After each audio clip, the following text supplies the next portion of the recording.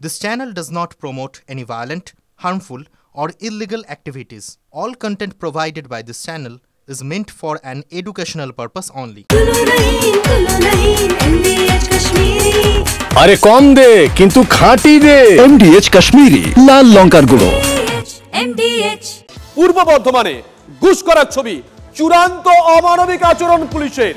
ভালো করে শুনবেন, ছেলেকে দিয়ে দুর্ঘটনায় মৃত বাবার দেহাংশ তোলাচ্ছে পুলিশ। আমরা মার্ক করে দেখাতে বাধ্য হচ্ছি। যে ছবি আমরা দেখাচ্ছি সেটা হয়তো মার্ক করেছি আমরা এবং কিছুটা ব্লার করা হয়েছে। এটা ঘুষ করার ঘটনা। ছেলেকে দিয়ে দুর্ঘটনায় মৃত বাবার দেহাংশ তোলাচ্ছে পুলিশ। যে খবর আমরা পেয়েছি, ডাম্পারের ধাক্কায় ছিন্ন ভিন্ন হয়ে যায় বাবার দেহ। সেখানে পুলিশ পৌঁছয়, পরিবার পৌঁছয়, তারপর পুলিশের তরফ থেকে ছেলেকে দিয়ে বাবার দেহাংশ তোলানো হচ্ছে। ছবিটা একবার দেখুন, ছেলেকে দিয়ে বাবার দেহাংশ তোলাচ্ছে পুলিশ। ইউনিফর্ম পরে দেখুন, যে ছবি আপনাদেরকে আমরা দেখাচ্ছি, পুলিশ হাত দিয়ে দেখিয়ে দিচ্ছে ছেলে তুলতে বাধ্য হচ্ছে। চূড়ান্ত অমানবিক, চূড়ান্ত অমানবিক পরিচয় দিয়েছেন পুলিশ কর্মীরা। যে ছবি আমরা আপনাদেরকে দেখাচ্ছি, এই ছবি ঘুষ করার ছবি। একটা দীর্ঘ সময় রাস্তায় পড়েছিল লটারি বিক্রেতা বাবার নিথর দেহ। ডাম্পারের ধাক্কা ছিন্ন ভিন্ন হয়ে যায় দেহ। পুলিশের তরফ থেকে সেই দেহের অংশ তুলানো হয় মৃতের ছেলেকে দিয়ে। এই হচ্ছে ছবি, ঘুষ করার ছবি।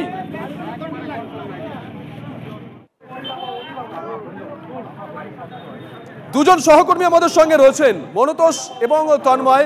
মনতোষ, তোমার কাছে আগে যাব। ঠিক কি ঘটেছে মনতোষ, একটু যদি ঘটনাক্রমটা বলো। দেখো, ঘুষকরা শহরের ঘটনা এবং ঘুষকরা শহরে গতকাল রাতে ঠিক 8টা নাগাদ একটি ডাম্পারের ধাক্কায় এক লটারি বিক্রেতার তার মৃত্যু হয় এবং তিনি যখন মারা যান তার ছেলে ঠিক ওই পাশেই পাড়াতেই তার বাড়ি এবং তার ছেলে পিকনিক করছিল এই সময় এবং পিকনিক করার মুহূর্তে তার বন্ধুরা খবর দেয় এবং তিনি তার ছেলে যখন স্পটে এসে দেখে বাবার মৃত্যু হয়েছে এবং বাবার শরীরের ওপর দিয়ে ডাম্পার চলে গেছে এবং একটি ডাম্পার যখন শরীরের উপর দিয়ে যায় সেই শরীর বিভিন্নভাবে ক্ষতবিক্ষত এদিক ওদিক ছড়িয়ে ছিটিয়ে রয়েছে এবং ঘটনাস্থলে পুলিশও রয়েছে এবং পুলিশ তার ছেলেকে দেখে বলে, তোমার বাবা, তুমি তার যে মৃতদেহ ছড়িয়ে ছিটিয়ে রয়েছে সেগুলোকে এক জায়গায় একত্রিত করে দাও, আমরা এখান থেকে তুলে নিচ্ছি। এবং পুলিশ তার সেই ছেলে যখন শোকাহত ছেলে, সেই শোকাহত ছেলে তার বাবার মৃতদেহ দেখছে সামনে এবং সেখানে পুলিশ তাকে বলছে যে তার মৃতদেহ যেগুলো ছড়িয়ে ছিটিয়ে রয়েছে সেগুলো এক জায়গায় করে দাও, আমরা তুলে নিচ্ছি। এবং তার ছেলেকে দিয়ে সেই মৃতদেহ এক জায়গায় করানো হয় এবং চরম এই অমানবিক দৃশ্য, এই অমানবিক দৃশ্য কিন্তু ধরা পড়লো ঘুষকরা শহরে, পূর্ব বর্ধমান জেলার ঘুষকরা শহরে। এবং পুলিশের বিরুদ্ধে স্বাভাবিকভাবে এই অভিযোগ উঠছে যে তার যে বাবা মারা গেছে তার ছেলেকে দিয়ে কীভাবে তার মৃতদেহ এক জায়গায় করানো হয়। এই গোটা বিষয়টি কিন্তু পুলিশের দায়িত্বের মধ্যেই পড়ে এবং যেখানে তার ছেলে সেই সময় চরম শোকে রয়েছে, তাকে দিয়ে কিভাবে তার বাবার মৃতদেহ এক জায়গায় করা হয়, তার মৃতদেহকে কুড়িয়ে এক জায়গায় করানো হচ্ছে, সেই ছবি কিন্তু ধরা পড়েছে। শুভজিৎ, সঙ্গে থাকো, তন্ময়ের কাছে যাই। তন্ময়, মনতোষ বারবার যে কথা বলছিল, ছেলে শোকাহত, ছেলে গিয়ে দেখছে বাবার দেহ টুকরো টুকরো হয়ে রাস্তায় পড়ে আছে। তুমি ছেড়ে দাও, মানবিকতা বাদ দিয়ে দাও, মানবিকতা বাদ দিয়ে দাও তুমি। আরে ছেলে হোক, মেয়ে হোক, স্ত্রী হোক, কোন আমজনতাকে দিয়ে পুলিশ কি এটা করাতে পারে? তন্ময়, দেখো, চরম অমানবিকতা বললেও বোধহয় কম বলা হবে, কারণ এই ধরনের ঘটনার সম্প্রতি কোনো উদাহরণ আমাদের কাছে নেই। পুলিশ বা যে কেউ হোক না কেন, প্রশাসনের দায়িত্ব হচ্ছে এক্ষেত্রে সম্পূর্ণ নির্দিষ্ট। এই ধরনের কোনো দুর্ঘটনা, তার জন্য পুলিশের লোক রয়েছে। এই ধরনের কোনো ঘটনা ঘটলে, দেহ যখন কোথাও আক্রান্ত হয় বা কেউ ধরে নাও গলায় দড়ি দিয়ে কেউ ঝুলছে, কেউ রাস্তা ধরে অ্যাক্সিডেন্ট হয়ে পড়ে আছে, সেই দেহ তোলার জন্য প্রত্যেকটি থানা এবং পুলিশ ফাঁড়ির নির্দিষ্ট নিয়ম রয়েছে, নির্দিষ্ট লোক রয়েছে। সেখানে ছবি তুলতে হয়, সেখানে সেই জায়গা গিয়ে গোটা জায়গাটা পর্যবেক্ষণ করতে হয়, তার নোট নিতে হয়, কি কি জিনিস পাওয়া গেল, তার সঙ্গে নির্দিষ্ট লোক তারা সেই দেহাংশ তোলে। যদি আহত হয় তাকে হাসপাতালে পাঠানোর দায়িত্ব পুলিশের, পুলিশ গাড়ি জোগাড় করে, অ্যাম্বুলেন্স জোগাড় করে, সব কিছু এগুলো পুলিশের নিয়মের মধ্যে পড়ে, প্রশাসনিক নিয়মের মধ্যে পড়ে। সেখানে যে ঘটনাই সামনে এসছে, যে ঘটনা আমরা পর্দায় দেখতে পাচ্ছি, TV9 বাংলা দর্শকরা দেখতে পাচ্ছেন, অত্যন্ত ভয়ঙ্কর। সেখানে তার ছেলে বা পরিবার যেই হোক না কেন, রিলেটিভ কিংবা স্থানীয় বাসিন্দাও যদি হয়, তাদের পরিচিত মানুষের এরকম একটা বিভৎস মৃত্যু প্রত্যেকের মনকে নাড়িয়ে দেয়। তাকে যদি রাস্তায় এখন কুড়িয়ে কুড়িয়ে বাবার দেহাংশ জড়ো করতে হয়, জড়ো করে একটা জায়গায় পুলিশের নির্দেশ মতো এনে নামাতে হয়, এর থেকে ভয়ঙ্কর দৃশ্য বোধহয় সম্প্রতি অতীত, আবারও বলছি, মনে পড়ছে না কবে শেষ এই ঘটনা ঘটেছে। অমানবিক তন্ময়, সঙ্গে থাকো। তুমি যে কথা বলছিলে অমানবিক বললেও হয়তো কম বলা হয়। ছেলে ছুটে গিয়ে দেখছে বাবার দেহ টুকরো হয়ে রাস্তায় পড়ে আছে, সেই টুকরো সরাতে হচ্ছে পুলিশের নির্দেশে। অবসরপ্রাপ্ত পুলিশ কর্তা অরিন্দম আচার্য এই মুহূর্তে আমাদের সঙ্গে রয়েছেন। অরিন্দম বাবু, মানে এই ছবি সভ্য সমাজে দেখতে হচ্ছে, এটাই তো লজ্জার। আপনি ছেড়ে দিন, ছেলে শোকাহত কি মেয়ে শোকাহত কি স্ত্রী শোকাহত, আমি না ওটা সরিয়ে রাখলাম। আরে পুলিশ কি কোনো আমজনতাকে দিয়ে এটা করাতে পারে? পুলিশের নিয়মের মধ্যে পড়ে? অরিন্দম বাবু, কি দুর্ভাগ্য আপনারা এই দৃশ্য দেখাচ্ছেন আর বুকটা ফেটে যাচ্ছে ভাই। জানেন, এই যে শিশুটাকে দিয়ে পুলিশ আজকে এত বড় একটা অমানবিক কাজ করাতে পারলো। আপনি বলুন, এই শিশুটা যখন বড় হবে ও কোমায়, তো ওর তো আজকে ইন ফিউচারে শুধু ওর পরিবারে মানে বাড়িতে সমস্যা নয়, আমাদের ন্যাশনাল প্রবলেম হবে। আজকে পুলিশের, আপনারা মনে আছে বোধহয়, উত্তর দিনাজপুরে ডেড বডি পুরানো সে অবস্থা টানতে টানতে নিয়ে যাওয়ার পরে কি হইচই হয়ে গেল। পুলিশের ঊর্ধ্বতন কর্তৃপক্ষের কত বড় আইন, কত কিছু হলো।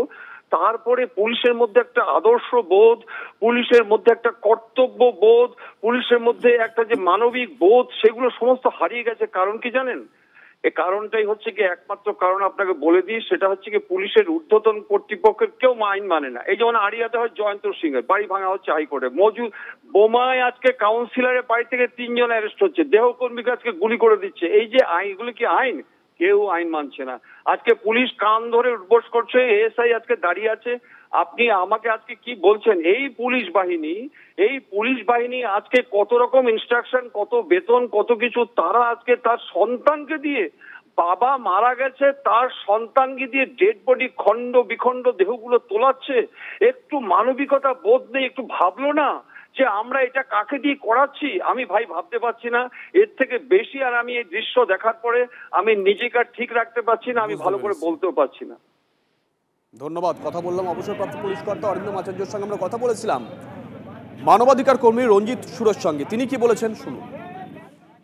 যে পুলিশ আমাদের ট্যাক্সের টাকায় যে পুলিশ তার বেতন পায় এবং দিনের পর দিন পুলিশ এই ধরনের আচরণ করছে এবং রাজ্য সরকার সেটাকে সহ্য করছে, কারণ রাজ্য সরকার তাদেরকে তাদের নিজেদের স্বার্থে, নিজেদের রাজনৈতিক প্রয়োজনে, দলের প্রয়োজনে, নেতাদের প্রয়োজনে তাদেরকে ব্যবহার করে। তাই তাদের বিরুদ্ধে তারা কোনো সাজা দিতে পারে না, কোনো ব্যবস্থা নিতে পারে না। কোনো যে মানবাধিকার যে রক্ষার জন্য যে পুলিশের ট্রেনিং দরকার, যে আন্তর্জাতিক যেসব নিয়মকানুনগুলো রয়েছে, আজকে মানবাধিকার কমিশনকে আন্তর্জাতিক ক্ষেত্রে তার অবনমন ঘটেছে এই কারণেই তো, কারণ কোনো মানবাধিকার রক্ষার কাজে পুলিশ তার ভূমিকা পালন করে না। ছবিটা দেখছেন ভালো করে? আমরা অবশ্য কিছুটা মার্ক করে দিয়েছি, ব্লার করতে বাধ্য হয়েছি। আরেকটা ছবি আপনাদেরকে এবার দেখাবো। ঘুষ করার ছবির পাশাপাশি পিসিআর কে বলবো আরো একটা ছবি দেখাতে। যে ছবি আমরা দেখাচ্ছি এই ছবি নদিয়ার শান্তিপুর স্টেট জেনারেল হাসপাতালের ছবি। এই ছবি আপনাদেরকে কয়েক মাস আগে আমরা দেখিয়েছিলাম। বাবাকে দিয়ে মেয়ের বমি পরিষ্কার করিয়েছিলেন একজন চিকিৎসক। দুটো ছবি একসঙ্গে দেখাচ্ছি, একটা ঘুষ করার ছবি গতকালের ছবি, আর একটা কয়েক মাস আগের ছবি, যেখানে বাবাকে দিয়ে হাসপাতালের ভেতরে মেয়ের বমি পরিষ্কার করিয়েছিলেন একজন চিকিৎসক। তিনি অবশ্য যুক্তি দিয়েছিলেন ওখানে সাফাই কর্মী নেই, তিনি নাকি রিকোয়েস্ট করেছিলেন। এইরকম একটা অদ্ভুত যুক্তি দিয়েছিলেন। তন্ময়ের কাছে আবারও যাব। তন্ময়, দেখছো দুটো জায়গাতেই কিন্তু কাঠগড়ায় সেই সরকারি কর্মচারীরা। তন্ময়, দেখো একেবারেই, কারণ এখানে যে নিয়মগুলো রয়েছে, যে নিয়মগুলোর কথা বলা হচ্ছিল, সেই নিয়মগুলো কিন্তু কোনোটাই মানেনি। একটু আগে পুলিশ কর্তারা যেটা বলছিলেন, রঞ্জিত সুর মানবাধিকার কর্মী, তিনি যেটা বলছিলেন যে মানবাধিকার রক্ষা করা বা সেই দায় তো নেই, উপরন্তু যে নিয়মগুলো দরকার তারা কি প্রপার ট্রেন্ড নন, প্রপার তারা প্রশিক্ষিত নন, তাদেরকে ঠিকঠাক ট্রেনিং হয়নি, এই প্রশ্নটাই উঠে আসছে। তাহলে ফাঁড়িতে যে পুলিশ কর্মীরা রয়েছেন, একটা অ্যাক্সিডেন্ট ঘটলে তাদের যে করণীয়গুলো রয়েছে, অন্তত প্রোটোকল অনুযায়ী তারা যেগুলো করতে বাধ্য বা যেগুলো করা উচিত, একদম পুলিশের খাতায় যেগুলো রয়েছে, সেই কাজগুলো তারা করছেন না। একজন বাবা হারিয়েছে, তাকে ডেকে আনা হলো, তাকে ডেকে এনে তাকে দিয়ে দেহাংশগুলোকে জড়ো করা হচ্ছে। এই কাজের জন্য নির্দিষ্টভাবে থানা হোক বা ফাঁড়ি হোক, আবার বলছি সেটা রেল পুলিশ হোক, থানা হোক, ফাঁড়ি হোক, সাধারণ থানা হোক, সব জায়গাতেই নির্দিষ্ট লোক রয়েছে, নির্দিষ্ট লোক সেই কাজগুলো করবে। অ্যাক্সিডেন্ট মানে সেটার একটা পুলিশ কেস হয়, রোড অ্যাক্সিডেন্ট তার জন্য আলাদা করে একটা কেস হয়, স্টেট হাইওয়ে এটা, সেই জায়গায় দাঁড়িয়ে অনেকগুলো বিষয় রয়েছে, সেখানে কিন্তু এইভাবে জড়ো করা তো যাই না। তাহলে হয় পুলিশ নিয়ম জানে না বা তারা প্রশিক্ষিত নয়, আর নচেত যে কাজটা করেছে সেটা আবারও বললাম সম্প্রতি অতীতে এই ধরনের অমানবিক উদাহরণ, অমানবিক বললেও বোধহয় ছোট বলা হয়, কোনো উদাহরণই খুঁজে পাওয়া যাচ্ছে না। নজর থাকবে তন্ময়, নজর থাকবে আমাদের।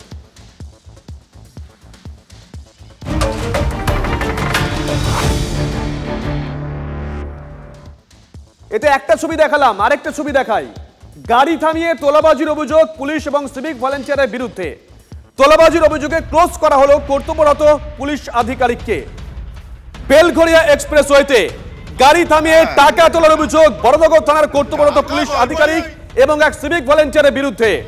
ঘটনার প্রতিবাদ করেন একজন, এরপরে প্রতিবাদীর পায়ে ধরে ক্ষমা চান ওই সিভিক ভলেন্টিয়ার, যে ছবি ভাইরাল হয়েছে সোশ্যাল মিডিয়ায়।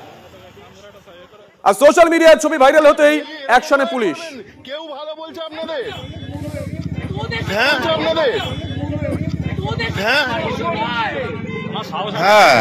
টাকা তো কোনো গল্পই হয় না, টাকা গল্পই হয়, টাকা গল্প হয়নি।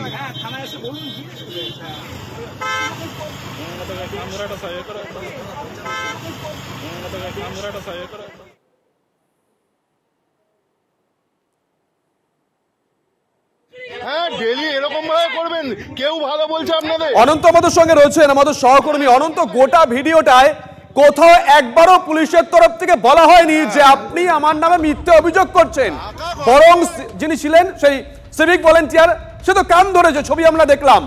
অন্য যে তার ঊর্ধ্বতন কর্তৃপক্ষ ছিলেন গাড়িতে বসে, তিনিও নেমে আসেন, তিনি আমতা আমতা করেন, বলে ছেড়ে দিন না, ছেড়ে দিন না, বাদ দিন না, ভুল হয়ে গেছে, অন্যায় হয়ে গেছে। যদি ভিডিওটা ভাইরাল না হতো তাহলে কি পুলিশ কোনো অ্যাকশন নিত অনন্ত?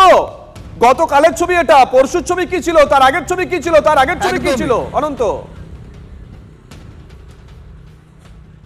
একদমই আজ যদি এই ছবিটা ভাইরাল না হতো তাহলে কি পুলিশ নড়ে চড়ে বসতো?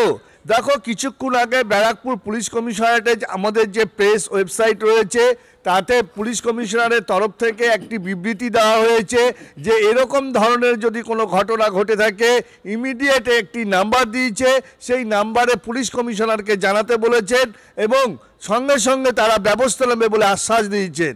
কিন্তু এরকম যাতে আর পাবলিক যদি এইরকমভাবে যাতে নিজের হাতে আইন না তুলে না নেয়, সেই জন্য পুলিশ কমিশনারের তরফ থেকে বিবৃতি দেওয়া হয়েছে এবং পুলিশ কমিশনের তরফ থেকে বলা হয়েছে যেখানেই এরকম ঘটনা ঘটবে সেখানেই যেন পুলিশ কমিশনারকে সঙ্গে সঙ্গে জানানো হয়। দেখো এই চিত্র তো নতুন নয়, এই যে দুর্বলতা আছে বলে তো যে অ্যাসিস্ট্যান্ট সাব ইন্সপেক্টর পুলকেশ পাত্র তাকে পুলিশ তাকে সরিয়ে দিল, তাকে সরিয়ে লাইনে ক্লোজ করা হয়েছে এবং সাসপেন্ড করা হয়েছে ওই সিভিক ভলেন্টিয়ারকে। দেখো এই ঘটনা যে তারা ঘটিয়েছে, নাহলে কান ধরবে কেন? একদমই তাই, একদম। এবং গোটা ভিডিও একবারও তারা বলেনি যে আপনারা মিথ্যা অভিযোগ করছেন। যারা অভিযোগ করছিলেন তাদেরকে একবারও পুলিশের তরফ থেকে বলা হয়নি মিথ্যা অভিযোগ করছেন, বরং কান ধরছেন, বলছেন ছেড়ে দিন, আর হবে না, ভুল হয়ে গেছে। বিজেপি গোটা বিষয়টা কিভাবে দেখছে শুনুন। বাংলার মানুষ জেগে উঠছে, প্রতিবাদ করছে, এটাই একটা ভালো দিক। কিন্তু মমতা ব্যানার্জির এবং তার সরকার যে মানুষকে প্রতিশ্রুতি দিয়েছিলেন সেই 21 দিন দুর্গাপুর এক্সপ্রেসওয়ে বন্ধ করে ডবল চাকরি হবে, টাটাকে তাড়িয়ে দিয়ে তারপর আমরা দেখলাম যে এই সিন্ডিকেট আর তোলাবাজির ইন্ডাস্ট্রিটা খুব সুন্দরভাবে পশ্চিমবঙ্গে উনি এনে দিয়েছেন। তোলাবাজির ইন্ডাস্ট্রি, সিন্ডিকেটের ইন্ডাস্ট্রি কি কম বড় ইন্ডাস্ট্রি? এটাই চালাচ্ছে।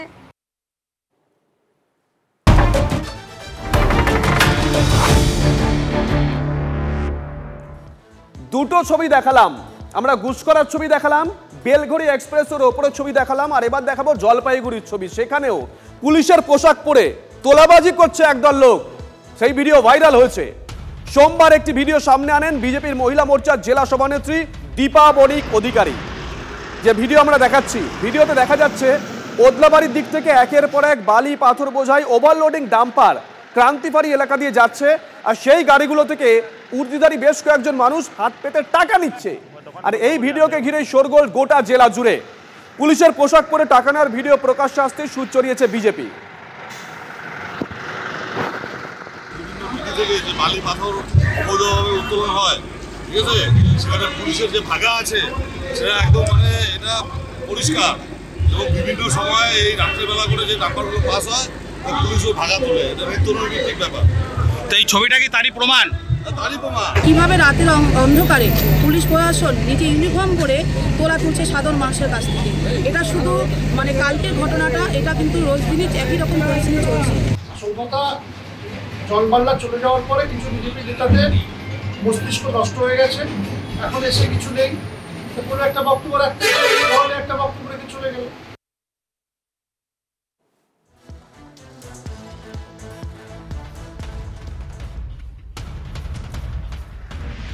যে ছবি আপনাদেরকে আমরা দেখালাম বিজেপির তরফ থেকে গোটা বিষয়টা নিয়ে আসলে ইতিমধ্যেই তারা নেমে পড়েছেন, কিন্তু গতকাল সভা থেকে মমতা বন্দ্যোপাধ্যায় পুলিশের ভূমিকা নিয়ে ঠিক কি বলেছিলেন শুনুন। রাস্তায় শিল্পের গাড়িগুলো যখন মুভমেন্ট করে, toll tax, GST, MVI, police ইত্যাদিতে হয়রানিতে কিন্তু কস্টিং বেড়ে যায়। এটা যে কি গোটা দেশ জুড়ে এটা কিভাবে কি করা যায় আপনি একটু দেখবেন। এটা আমাদের চরম একটা কষ্টকর দাঁড়িয়ে গেছে, এই এত রকম অত্যাচার মানে প্রতি মুহূর্তে, এবং তার জন্য গাড়ি ভাড়া বেড়ে গেছে। ওরা যদি কোনো জায়গায় 100 টাকা খরচা করে আমাদের কাছে 500 টাকার কথা শোনায়। এটা একটু আসলে টোল ট্যাক্সের জিএসটি টোটালটাই সেন্ট্রাল গভর্নমেন্টের, এখন তো একটাই ট্যাক্স, আগে রাজ্য নিত, রাজ্য হলে আমি এক্ষুনি বলে দিতাম নেব না, কিন্তু কথা হচ্ছে ওরা নেয়। বাট আমরা একটা রিকোয়েস্ট করে দেখতে পারি, for small scale industry why they will not pay. Police যাতে কোনো ট্যাক্স নেয় না সেটা দেখার দায়িত্ব পুলিশের। বাহ, এবার হয়েছে স্বাদ। হ্যাঁ, অপূর্ব স্বাদ। এমডিএচ এর চাঙ্কি চাট মশলা, জীবনে আসল স্বাদ জাগলো। আসল মশলা এমডিএচ।